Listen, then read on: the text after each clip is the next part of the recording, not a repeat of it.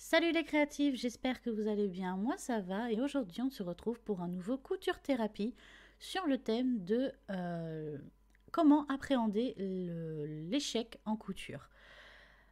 C'est vrai que c'est un sujet que je pense toutes les couturiers, couturières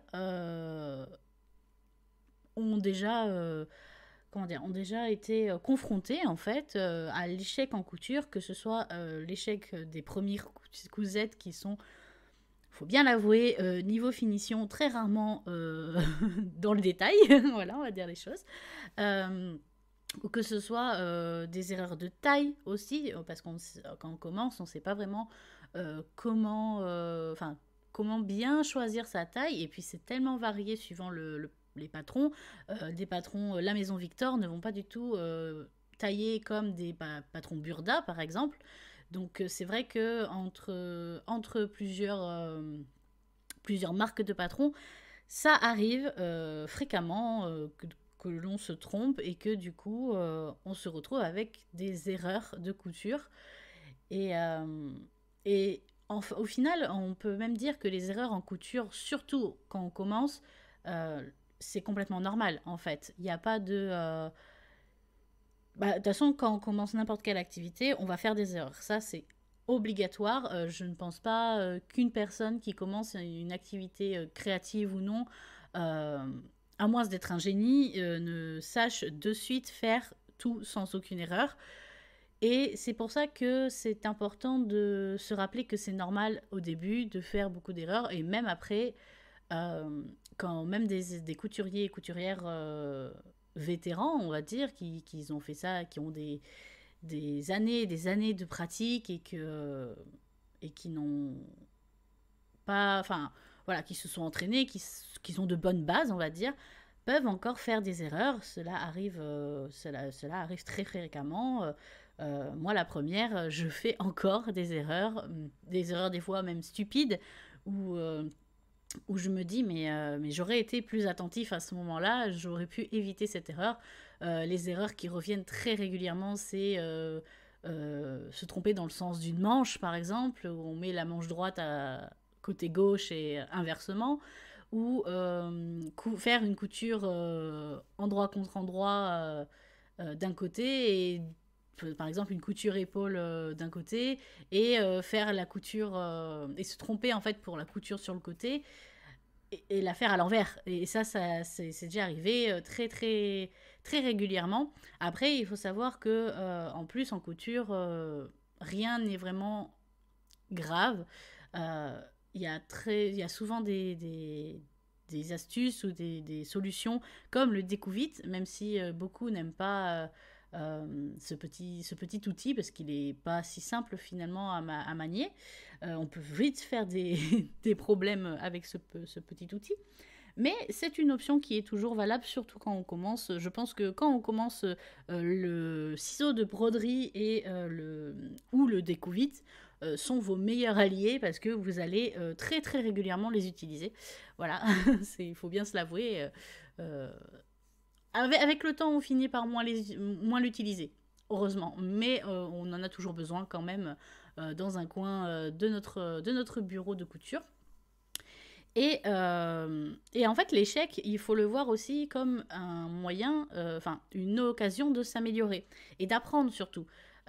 C'est vrai que quand on se... Et des fois, enfin, quand on se met face à un échec, par exemple, une couture de braguette, moi, ça a été... c'est toujours d'ailleurs l'un de mes plus grands problèmes de matière de couture. J'ai toujours du mal avec les braguettes. Je ne sais pas pourquoi. J'ai déjà fait plusieurs... euh, pour la première fois en fait que j'ai dû faire une braguette, je me souviens, c'était avec, alors de mémoire, c'était avec le patron Chinaline des bobines patterns. Et pour celles qui connaissent les bobines patterns, les explications sont très claires dans les patrons. Et pourtant, je ne sais pas pourquoi, mais ce montage de braguette, je n'y arrive pas. Ça ne range jamais exactement comme ça devrait. En ayant en plus l'occasion d'aller sur YouTube et de voir les vidéos tutoriels qui sont proposées, mes braguettes ne correspondaient jamais au résultat attendu. Et c'est vrai que ça a toujours été pour moi l'un des plus gros échecs en couture que j'ai pu avoir et dont je n'ai toujours pas réglé le problème, par exemple. Vous voyez, même après des années de couture. Alors, il faut dire que c'est un problème que j'évite aussi. Et ça, c'est pas une bonne chose.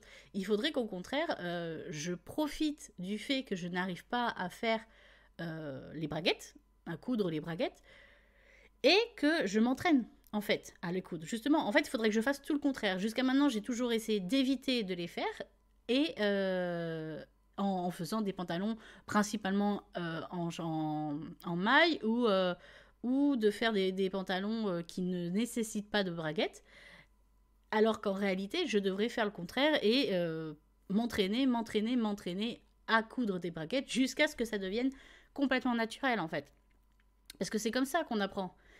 De, dans les souvenirs de l'école et tout ça, c'est en répétant les choses que on apprend, même pour un enfant, c'est pareil. Un enfant va apprendre en répétant. Au début, il va se tromper, au début, il va mal faire et c'est normal. Et en fait, c'est à force de faire qu'il va s'améliorer. Et je crois que la phrase, c'est...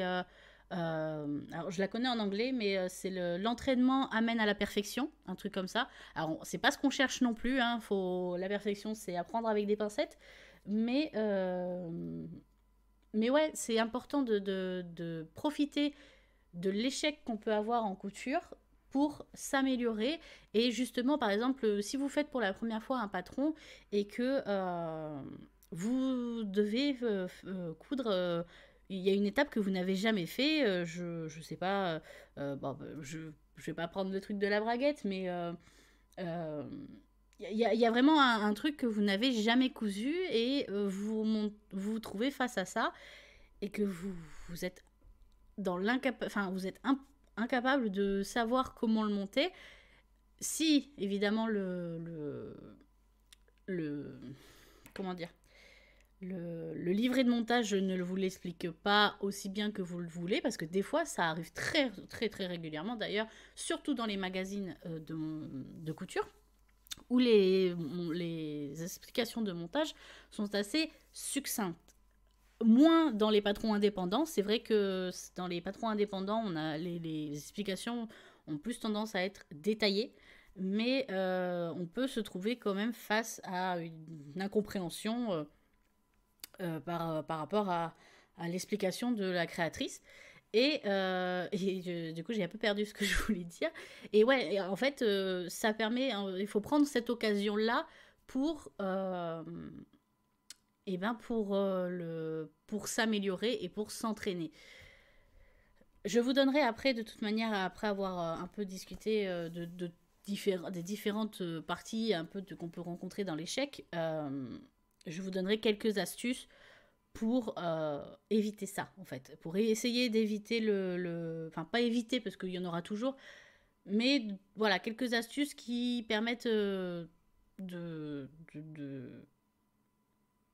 je sais pas trop comment dire, d'éviter d'en faire trop, en fait, d'en faire trop d'échecs et de se décourager de coudre, parce que ça peut arriver, en fait. On peut arriver, surtout au début, où on est vraiment dans cet apprentissage de cet art, euh, de faire énormément d'erreurs et de se dire est-ce que ça vaut vraiment le coup. Et oui, ça vaut finalement le coup pour toutes les autres raisons, comme la fierté et tout ça, mais je vous propose d'aller voir la vidéo que j'ai sortie la semaine dernière, ou voilà, il y a quelques semaines suivant quand est-ce que vous regardez cet épisode, mais je vous mets dans le petit i et dans la barre d'infos la vidéo sur les 7 raisons de pourquoi commencer la couture.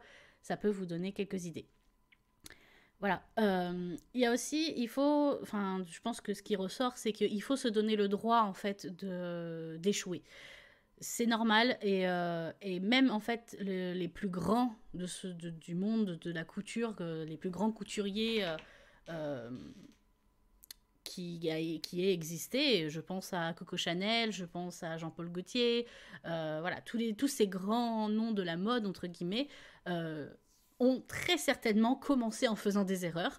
Je pense, si nous reprenons un peu leur parcours, ils ont dû faire des erreurs et c'est pas ça, enfin c'est pas ça qu'ils ont retenu et ça les a pas empêchés de progresser et de se donner et de continuer en fait. Et c'est ce qu'il faut retenir, c'est que oui, peut-être que la première fois, vous allez prendre un patron que vous n'allez pas réussir à coudre, mais peut-être que quelques mois plus tard, si vous reprenez ce même patron avec plus d'expérience et peut-être plus d'entraînement, et ben vous arriverez à le coudre hyper facilement et que limite vous ne comprendrez pas. Ça c'est vraiment la meilleure chose, c'est d'avoir galéré sur un patron, de le reprendre quelques mois plus tard et de ne pas comprendre pourquoi vous avez galéré parce qu'en fait c'est devenu tellement naturel que bah il y a plus de soucis en fait. Et ça permet de se dire bon bah ouais bah c'est bon j'ai évolué j'ai j'ai augmenté enfin comment dire je me suis améliorée et ça c'est toujours un plaisir de découvrir ça en fait. Et on peut aussi être face à la culpabilité. Alors je sais que moi c'est quelque chose. Pardon, j'ai la chaise qui grince. C'est quelque chose à laquelle j'ai été souvent confrontée. J'achète des tissus qui me plaisent, pour qui certains j'ai même des gros coups de cœur. Alors franchement, très honnêtement, les tissus vraiment coup de cœur, partez sur un patron que vous connaissez vraiment et que vous êtes sûr de pas trop, comment dire ça, euh, que vous n'allez pas regretter en fait. Parce que moi, c'est vrai que dans ma tissu tech, j'ai des tissus que je garde très précieusement parce que je veux vraiment utiliser un patron que je maîtrise et que je suis sûre qu'il n'y aura quasiment pas de souci. Du moins, je ferai tout en sorte qu'il n'y ait pas de souci pour dire de réaliser le vêtement comme je le souhaite. Et j'ai des tissus que j'aime bien, mais pour lesquels j'ai quand même moins d'attache. Et du coup, ça ne me dérange pas tant que ça de les utiliser et de potentiellement louper louper ma création. Parce que du coup, j'ai moins de culpabilité à les utiliser. C'est vrai que des fois, je me dis, ah, c'est quand même embêtant de dépenser de l'argent dans un tissu et que ce soit potentiellement un échec. Mais en même temps, bah, il faut bien apprendre et il faut bien s'entraîner et tout. Et pour ça, il faut coudre. Sinon, si vous achetez des tissus pour ne pas les coudre, bah, ça ne sert à rien. Voilà, ça n'a pas d'intérêt. Et voilà, et du coup, il faut vraiment déculpabiliser là-dessus en se disant que bah, c'est pas grave. Voilà, que même si ça arrive et que votre vêtement vraiment est importable, parce que ça arrive, hein, des fois que les vêtements soient importables. Ça m'est déjà arrivé plus d'une fois où bah, je prends un vêtement, voilà, je prends un patron et que je pense être dans une certaine taille et qu'en fait, bah, au moment de l'essayage, soit c'est trop petit et là, c'est compliqué de rattraper ça. Il y a toujours des astuces, mais c'est très compliqué de rattraper. Ou soit c'est trop grand et là, pareil, c'est rattrapable, mais je dois avouer que je suis de la team flemmarde. Je vais l'avouer clairement. Je suis de la team flemmarde et que des fois, même quand c'est trop grand, bah, suivant, si c'est simple à reprendre, je reprends. Si c'est pas simple, où il faut tout découdre une ceinture ou un truc comme ça, clairement, flemme. Flemme. Et du coup, je reste comme ça. Enfin, des fois, je porte le vêtement comme ça. Ou des fois, bah, le vêtement est juste donné à quelqu'un de ma famille. Ou voilà, je le redonne parce que le vêtement est terminé, mais pas portable pour moi, mais il peut l'être pour quelqu'un d'autre. Donc voilà. Et après, des fois, ce qui est assez drôle, c'est que des fois, l'échec n'est pas vraiment des échecs. Alors là, vous allez me dire, c'est pas très logique ce que tu dis. Mais si, des fois, l'échec n'est pas vraiment des échecs, parce que des fois, de faire un échec permet de créer autre chose. Par un truc tout bête, vous vous trompez dans la couture d'un pantalon, par exemple, il était trop grand, vous avez décidé de le raccourcir un petit peu, et au final, bah, quand vous l'avez raccourci, bah, vous l'avez trop raccourci. Bon, bah, certes, le pantalon du coup n'est plus vraiment portable. Voilà, si vraiment il est trop court par rapport à vous, bah, à ce moment-là, autant le transformer en short. Vous voyez, si c'est possible. Vous voyez, il y a toujours d'options. Et peut-être qu'au final, en pantalon, vous ne l'auriez quasiment pas porté. Et qu'en short, il vous plaît plus et que vous pouvez le porter plus souvent. Vous voyez, il y a plein de trucs comme ça où il y a toujours des possibilités en couture de rattraper une erreur. Je dirais que les plus grosses erreurs qu'on ne peut pas rattraper, c'est les erreurs de trous. Si vous faites un énorme trou dans votre machine, enfin dans votre tissu avec votre machine, clairement, là, c'est compliqué à rattraper. Et encore, en posant un patch ou un truc, il y a des astuces, mais enfin, en faisant peut-être une incrustation d'un tissu ou quoi, vous pouvez. Il y a toujours des petites astuces, mais des fois, c'est vraiment très très compliqué. Un truc aussi qui est difficile à rattraper comme erreur, c'est surtout des erreurs de découpe. En fait, c'est les erreurs de découpe dans un tissu, voilà, que vous coupez pas dans le droit fil ou voilà, c'est vraiment. Alors c'est les erreurs un peu débutants parce que et encore, ça peut arriver encore à des vétérans de la couture de se tromper dans un droit fil parce que le droit fil n'est pas très clair, on va dire, sur certains tissus des fois, ou par exemple couper, ça avait été arrivé avec un velours. Et le velours est un tissu très particulier parce qu'il a un sens en fait au niveau du velours. Et celles qui ont déjà cousu du velours, dites-le moi en commentaire parce que ça doit vous parler. En fait, de coudre un velours, quand vous découpez votre velours, vous découpez des pièces, il faut faire très attention parce qu'il suffit que vous mettiez une pièce dans le mauvais sens. Et là, du coup, tout votre velours se retrouve brossé dans le mauvais sens. Et là, clairement, c'est une erreur que vous ne pouvez pas rattraper, à moins de recouper en fait dans le tissu, dans le bon sens. La partie que vous avez déjà coupée, vous ne pourrez pas l'utiliser. Voilà, c'est clair parce que ça se verra à 10 km que vous vous êtes trompé dans le sens de la couture. Pareil pour les rayures, par exemple. Si c'est certaines rayures, si vous coupez pas dans le bon sens, des fois ça peut se faire, enfin ça peut carrément se voir. Pareil pour les raccords, ça c'est une erreur très très souvent faite et que même moi je fais encore très souvent. Les raccords, c'est extrêmement dur de bien placer les pièces et tout pour pouvoir faire des raccords parfaits. Alors, quand je dis parfait, je mets de très gros guillemets parce que rien n'est jamais parfait. Mais de se rapprocher au plus. Parce que c'est vrai que si vous faites un t-shirt, par exemple, marinière, avec un tissu marinière, et que vous décalez toutes les lignes, alors ça peut faire un style, ça peut être une opportunité, mais c'est pas vraiment ce qu'on recherche la plupart du temps. Voilà. Donc en tout cas, tout ça pour dire que en couture, l'échec est pratiquement inévitable.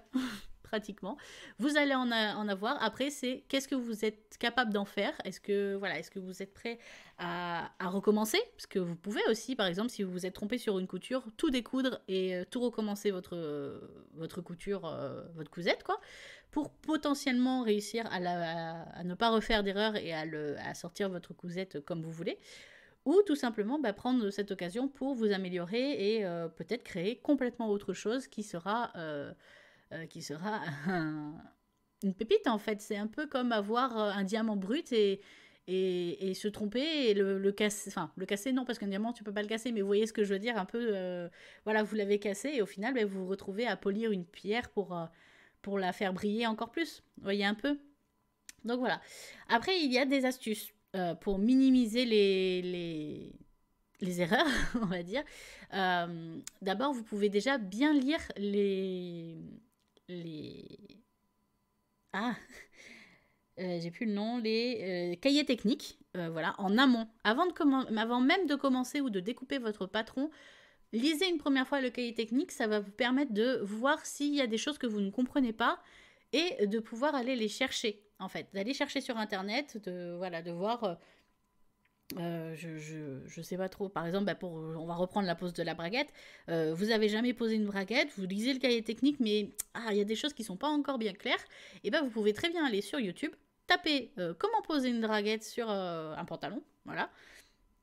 Et là, vous allez avoir des tonnes et des tonnes et des tonnes de tutos. Et il vous suffit de trouver un peu le vôtre, en gros, celui qui vous parle et que vous comprenez bien ce qui se passe en fait. Alors ça sera légèrement différent parce que suivant le patron, la découpe et tout ça sera légèrement différente, mais ça permet déjà d'avoir un visuel et des fois on comprend mieux en voyant ce qui se passe plutôt qu'en lisant, donc voilà. Mais lisez toujours au moins une fois les cahiers techniques en amont. Ensuite, vous pouvez organiser votre espace de travail. Ça évite de se perdre et de faire un peu n'importe quoi. Avoir un espace de travail organisé, tout le monde le sait, ça permet d'avoir des idées claires et de savoir où on va. Donc ça, c'est une astuce assez simple. Mais voilà. Ensuite, vous pouvez planifier vos projets. Ça, c'est pareil, c'est une astuce assez simple, mais ça permet de savoir où on va et d'éviter des erreurs un peu ah bah vous aviez sélectionné un tissu pour un patron et au final vous avez utilisé ce tissu pour un autre patron et quand vous arrivez au patron que vous vouliez faire, et ben vous vous retrouvez sans tissu.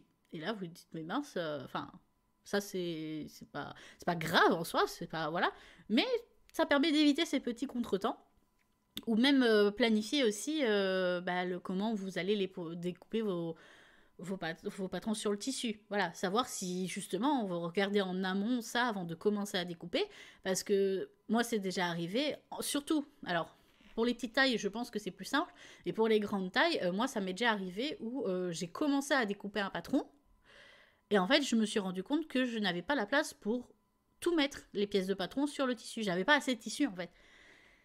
Et parfois, bah, on achète des tissus, on les coupe bien plus tard et on ne peut pas les racheter. Vous voyez ce que je veux dire? Ce moment où, en fait, bah, vous vous retrouvez avec un tissu qui a été découpé, mais vous n'avez pas assez de tissu pour faire toutes les pièces, et du coup, bah, vous vous retrouvez avec un tissu qui a été découpé et qui est inutilisable. Voilà, donc qu'en planifiant les projets, vous pouvez déjà voir combien de métrages il vous faut exactement.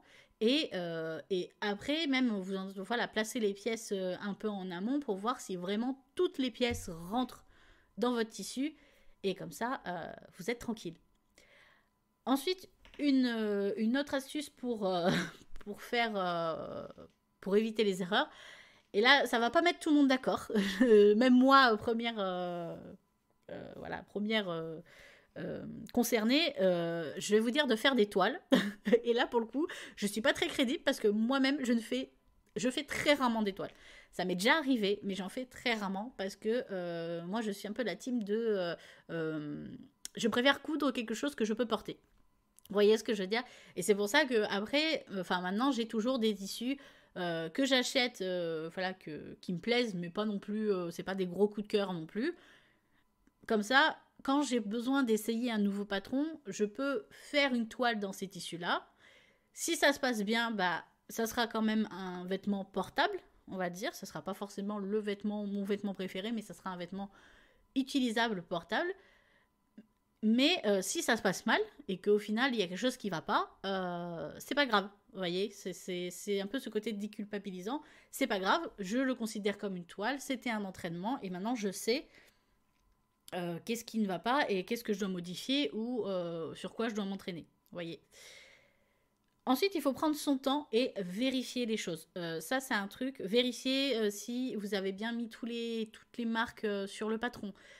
Tous les petits crans, les trucs comme ça permet d'éviter beaucoup d'erreurs. Ça aussi, c'est un petit détail auquel on ne pense pas forcément. On se dit, allez, c'est pas grave, vas-y, on coupe et puis voilà. Non, les détails, s'ils sont inscrits sur le patron, c'est pour vous aider. Donc, pensez à les faire et prenez votre temps, même pour la couture. Même si des fois ça peut paraître un peu long et tout ça, il vaut mieux prendre son temps et finir une pièce qui est bonne plutôt que d'aller très vite et de passer des heures à découdre derrière parce que vous avez fait l'erreur de coudre un peu de travers ou avec le mauvais point ou voilà, prendre son temps. Des fois c'est des erreurs d'inattention qui font perdre énormément de temps en fait.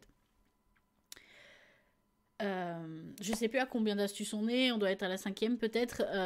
N'hésitez pas à demander de l'aide. Franchement, maintenant avec les réseaux sociaux, on peut trouver. En plus, il y a une très très bonne communauté couture. N'hésitez pas à vraiment demander de l'aide si vous êtes un peu perdu, si vous n'arrivez pas à faire quelque chose. Vous allez sur Instagram, il y a des centaines de filles et de garçons qui font de la couture et qui sont capables de vous aider.